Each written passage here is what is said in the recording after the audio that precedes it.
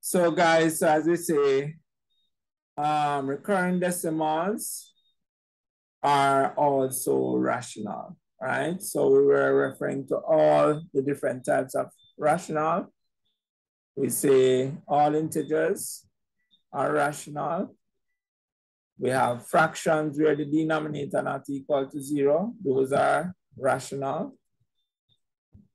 We have decimals. These are also rational. Once they can be expressed as a fraction, we say they're rational.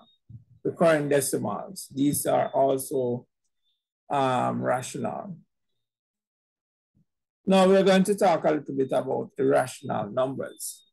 Now, irrational numbers cannot be expressed as the ratio of two integers.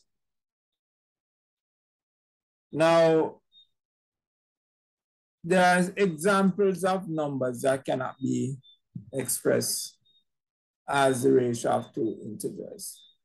Now, square root of 2. Now, the thing is,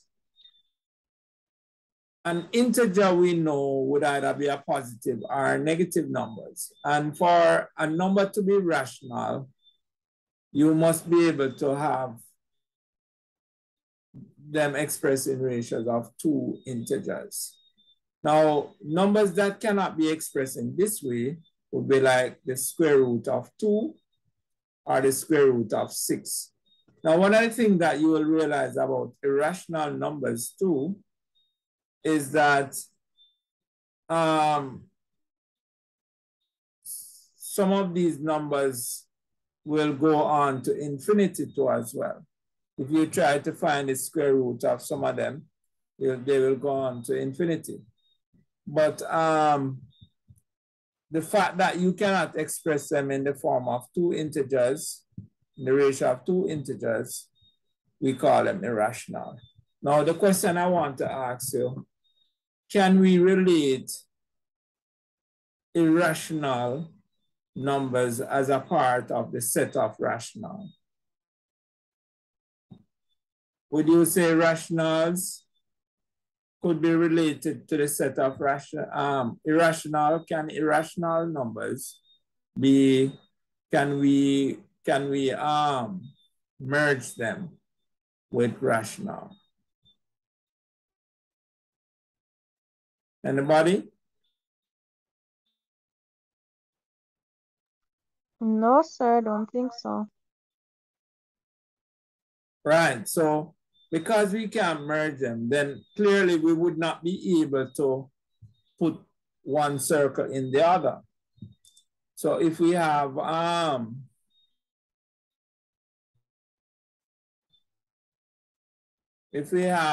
the first set we had was the natural, then we would have another set with the natural in it, and we would call that the whole numbers. And if we have another set that consists of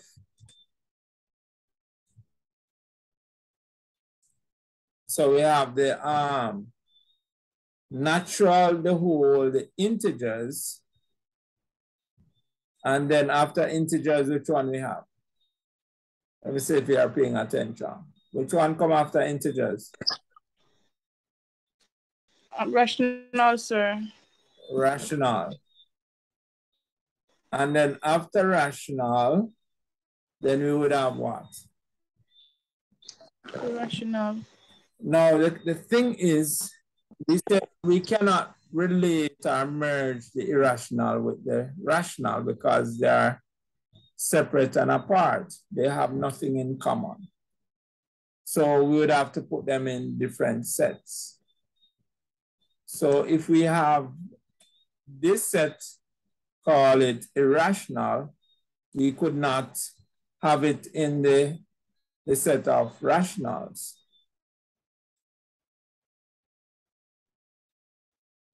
So we know that the middle one would be what? Natural. But we know that the natural is inside the other one, which is what? Whole numbers. The whole numbers. And we know that the whole number is inside which one? Integers, sir. Integers, and we use Z to mean integers. We use a Z for integer. Now the integers would be inside which set? Rational. So integers would be, so we have natural whole integers, and then now we have rational. Yes. All right, so this last ring that I have out here not belonging out here. So this we need to move this on.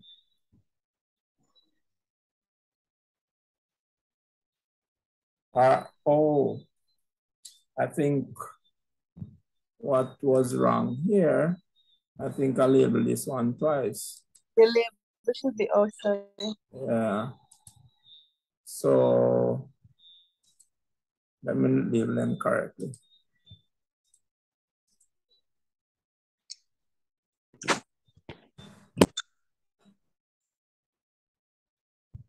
All right, so this one, which is the first one, is not, this is a natural number.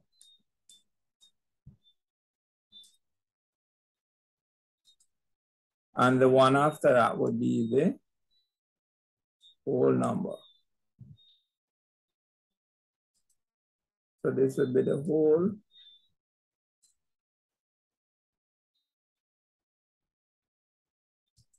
This would be the integers.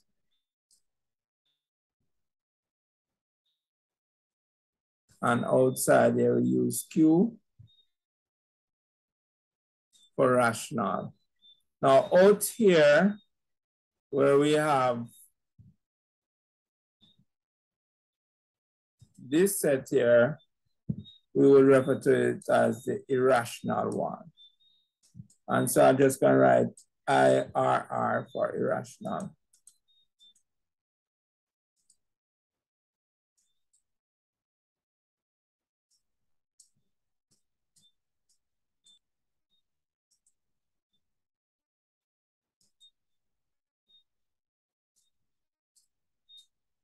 So that would be the irrational. Now, what we know though, is that the set of rational plus the set of irrational would form a big set. What would we call that set? Repeat, sir. So these two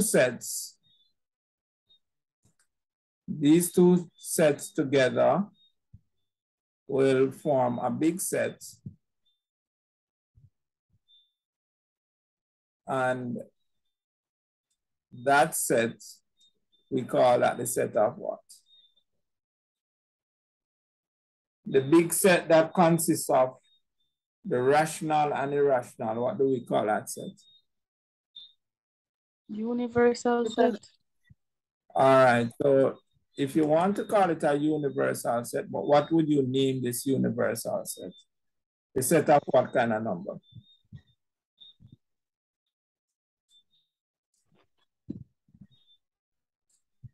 There is set of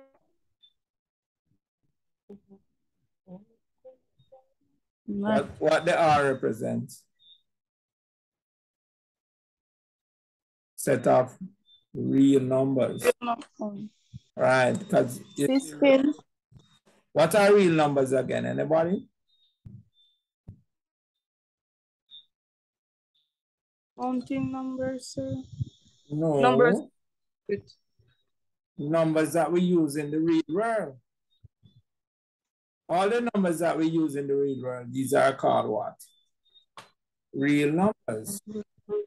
So we are saying that the rational, the integers, the whole numbers, the natural numbers, the irrational numbers, all of these numbers belong to the set of real numbers because all of them, we use them in the real world.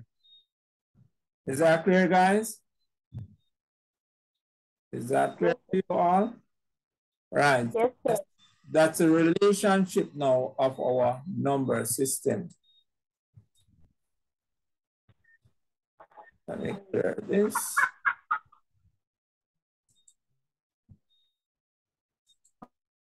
Everybody get the idea? So this is what the real number system looks like. Any question?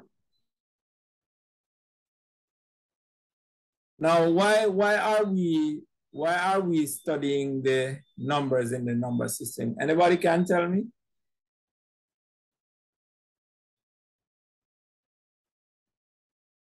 Guys, why are we studying these numbers? No, no one can identify them, sir. Right. Now, one of the things I want to say is that mathematics is a language by itself. And one of the things that we know about language is that language carries a vocabulary. So different languages have their own vocabulary. That means they have different words that mean different, that have meanings.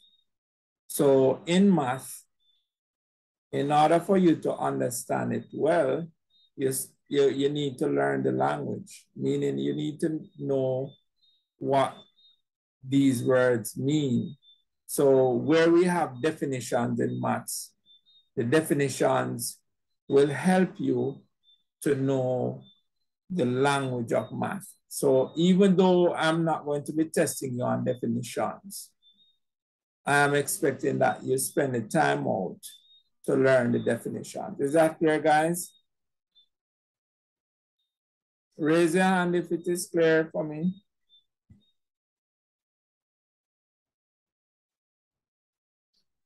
All right, only Miss Scott seemed to be clear too.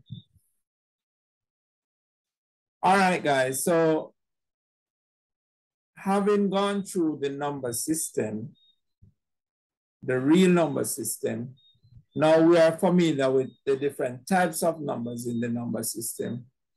And these numbers are numbers that you'll be encountering in math as we move along, right? Now, if we say that math is about the study of quantity and number, go ahead, Mr. Ojeno. Question?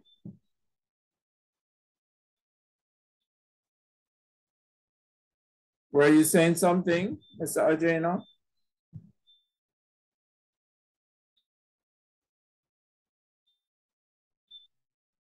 All right, no. So if we say that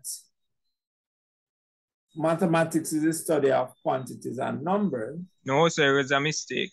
Okay, no problem, Mr. Ojeno.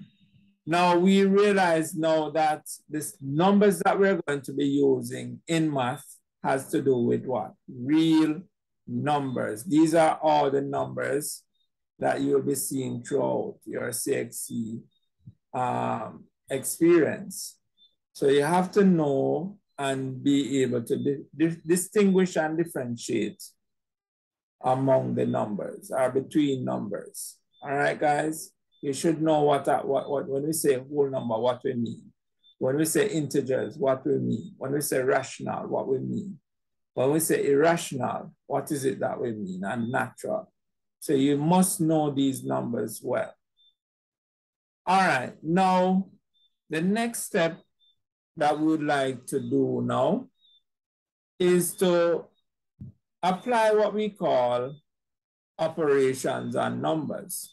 Now we have the numbers and we can do some things with the numbers. What are some of the things that we can do with numbers? What are some of the operations that we can carry out on numbers? And divide, add, multiply, take away, sir. Exactly. So we can add, multiply, divide, subtract. And these we call operations. So can anybody tell me what are operations for? What operations do? What actually operations do? What operation tells you guys? It gives you the instruction as to what to do with the numbers. Or in other words, you know what if we say, if you see the symbol plus or you see the symbol multiply, you know that these are two different operations, and you know exactly what to do when you're adding, you know what to do when you're multiplying as opposed to when you're subtracting or dividing. Is that clear, guys? So next we want to look at basic operations and numbers. Now, these are the four basic operations that we are familiar with, all right? Now, we have more operations than these, but these are the four basic ones. Well, I would say along with brackets, these are the four basic ones. Now, when we are carrying out these operations, most of the time, we may be carrying out operations on two numbers, and there are times when we can carry operation out on three numbers.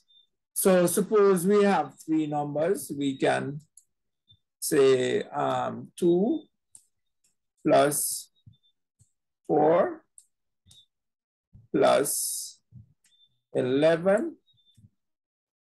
Now, what is the operation that we carry out on these numbers? Addition, sir. Right.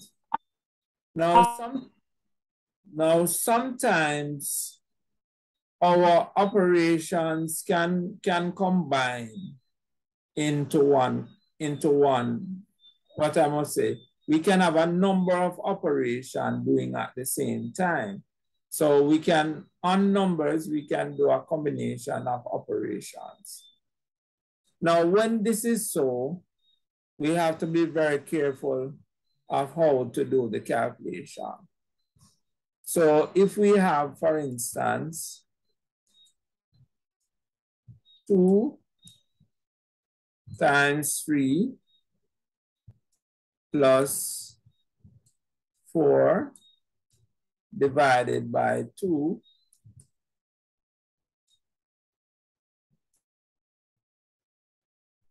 and then we have brackets brackets 5 minus 2 all raised to the third power. Now what we have here is a combination of operations that we are doing with the numbers. Now, to do the calculation here, you really need to know what order you should do the operations in.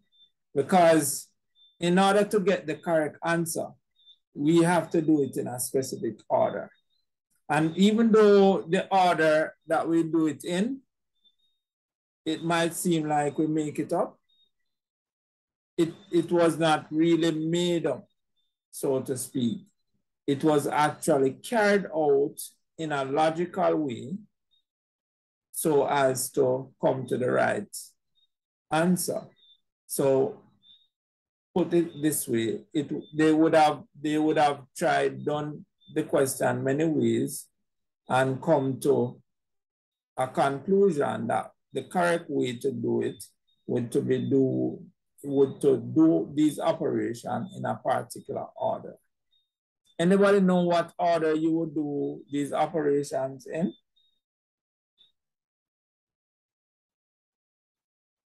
So generally they would say, work out what is in the brackets first. You ever hear that before? Ms. Scott, you ever hear that before? Yes, sir. Right. And then after you work out what is in the bracket, what next you would do?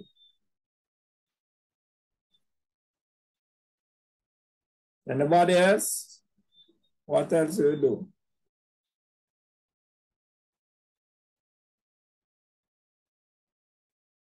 Then they say do the power next.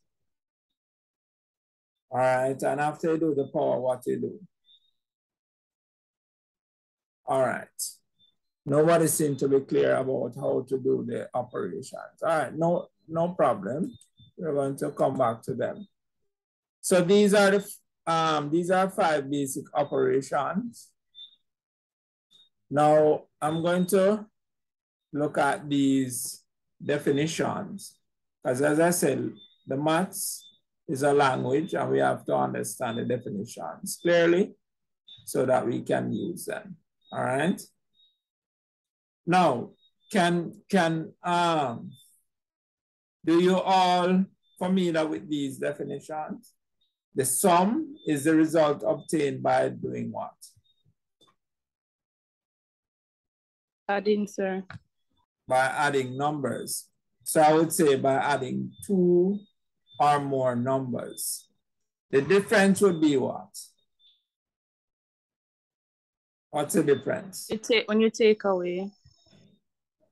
All right, so we specify you take away the smaller number from the larger number. What's the product? The result you obtain when you multiply. All right, so the result you get when you multiply two or more numbers. What is the quotient? The result you get when you divide. When you divide one number by another. All right, now I'm going to ask some things about these definitions. Now, suppose we say that we have 2 plus 3. What would be the sum? What is it? Right? The sum is? 5. 5, right? What do we call the two numbers that we add to get the sum? Can somebody tell me? Addend. They are called what? Addend. Addend, all right? So the numbers that we add to give you the sum are called addend. Now, I don't write so well with this thing, but I'm getting there. So we have addend.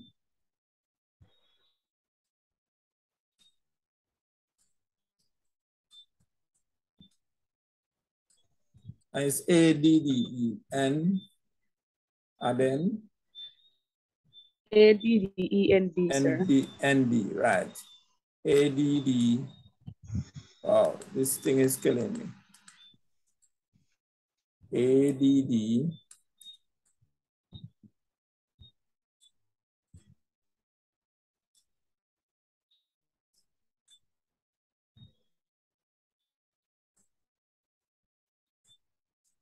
All right, so we call these addend. So addend plus addend will give you the sum.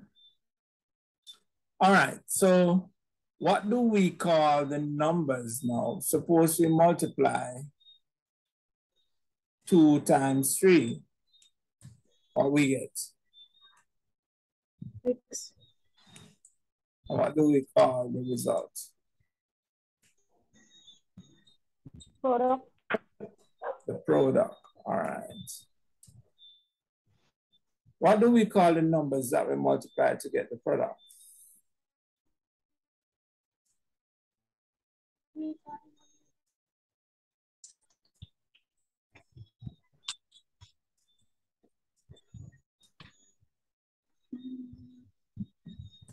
So we know that the result after we multiply. One paper. No. Is it multiple?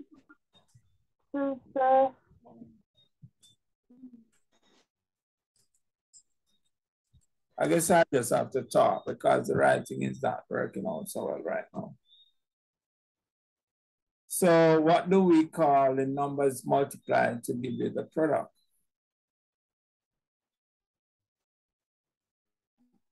Multiplier, sir. No.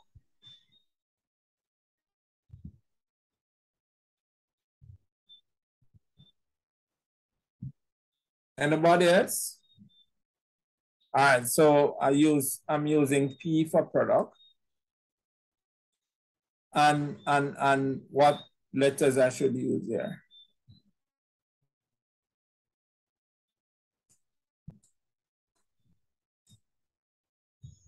What are they called?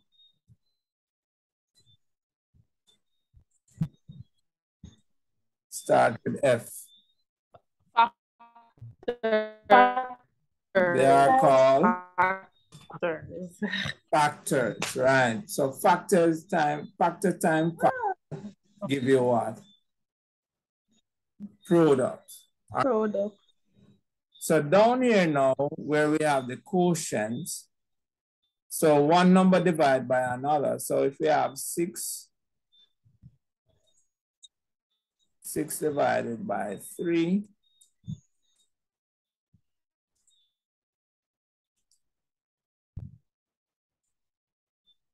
we get what?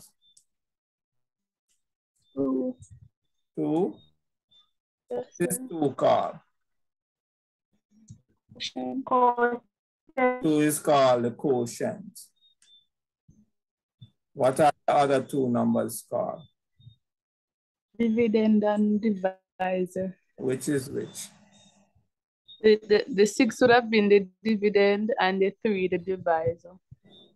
Everybody agree? Right, so the one that you're dividing by is a divisor. So the 3 is a divisor and the 6 is the one being divided. It is known as the dividend. All right, guys? All right, any question before we come to an end of this session?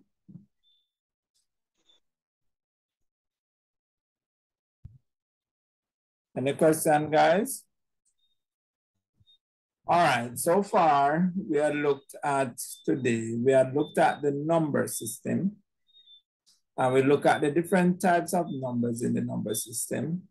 We see that we have counting numbers, whole numbers, integers, rational, irrational, real, and complex numbers, all right?